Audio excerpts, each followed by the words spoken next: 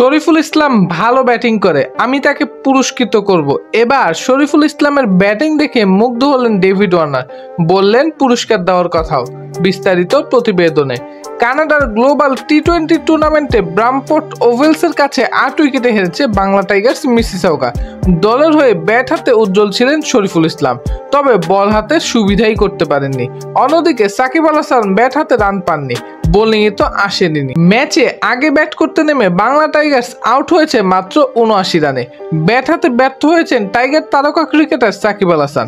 4 নেমে 6 বলে 4 রানের ইনিংস খেলে বিদায় নেন সাকিব।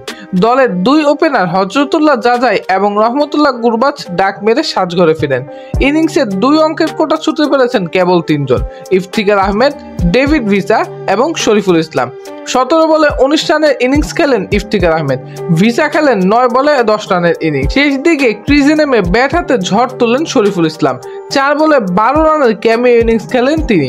13 ওভার শেষে মাত্র 79 রানেই থেমেছে বাংলা টাইগার্সের ইনিংস। জবাব দিতে নামা ব্রামফোর্ড ওভেলসের সামনে বল হাতেও সুবিধা করতে পারেননি বাংলা টাইগার্স। অধিনায়ক সাকিব আল হাসান বোলিংয়ে আসেন। আরেক তারকা ক্রিকেটার শরীফুল ইসলাম 3 ওভার বল করে 25 রান দিয়ে ছিলেন উইকেট শূন্য। ব্যাট হাতে শরীফুল আলো ছড়ালেও বল হাতে বিপন্ন ছিলেন তিনি।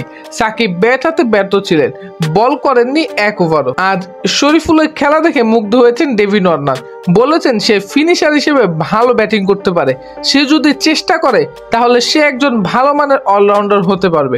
আমি তার ব্যাটিং দেখে খুশি হয়েছি, আমি তাকে পুরস্কৃত করব। সুপ্রিয় দর্শক, ডেভিড ওয়ার্নারের এই কথা আপনার কাছে কেমন লেগেছে তা অবশ্যই কমেন্ট করে জানাতে ভুলবেন না।